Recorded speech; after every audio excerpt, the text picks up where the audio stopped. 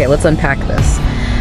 Imagine a system, absolutely crucial to democracy, suddenly facing these really serious accusations. We're talking institutionalized theft, vote chory. Right. That's exactly where we're diving today. We're looking at some very strong, very recent allegations made August 7th, 2025. A senior political leader targeting India's election commission, the ECI. And the core is these claims of massive electoral fraud. Yeah. Right. But then you had the ECI hitting back just as hard. Exactly. A forceful rebuttal.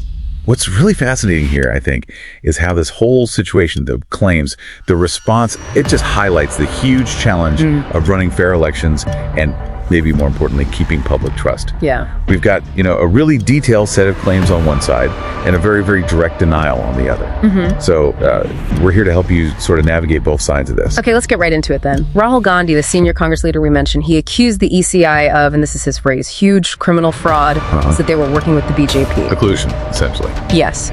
He called this alleged messing with voter lists institutionalized theft and votery, that's vote stealing, claiming it was all designed to, steal votes from poorer communities and basically undermine democracy. Strong words. Very. And these weren't just vague statements. He said they were based on a Congress Party investigation, specifically in the Mahadevapura Assembly segment, that's in Bangalore Central. Okay. And the claim there, over 100,000 fake votes, just in that one area. Wow, that's a huge number for one segment. It is.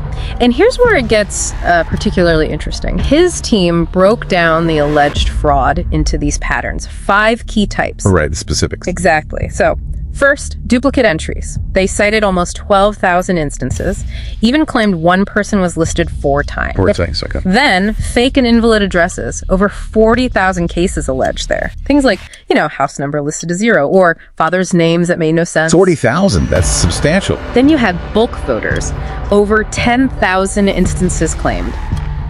80 people, or maybe 46 people, all registered to a single room or address. That does sound suspicious on the face of it.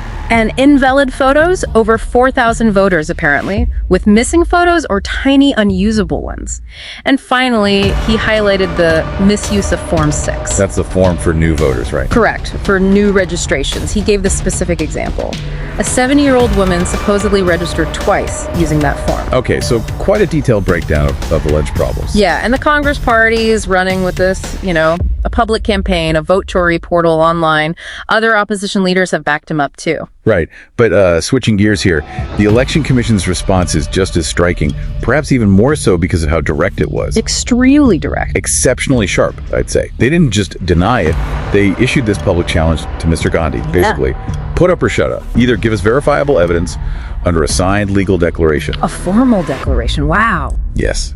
Or issue a national apology for what they termed fabricated and absurd allegations. You don't often hear that from an institution like the ECI. No, you really don't. What does that signal, do you think, about their stance? Well, it shows they see this as a fundamental attack on their integrity, not just minor complaints. Their rebuttal had several key points. First, they insisted, if you have real evidence, use the proper legal channels. Electoral rolls are made openly. They argued there are processes for challenges. Makes sense. Second, they kind of dismissed it as old news, calling it a tired script, and pointing to similar claims made back in 2018 that they say were already dealt with. Ah, the 2018 connection. Exactly. And on that specific anecdote, the 70-year-old woman, the ECI flatly stated the document Mr. Gandhi showed wasn't an official ECI record, period. So directly refuting the evidence presented. Directly. And maybe the most politically pointed rebuttal was this.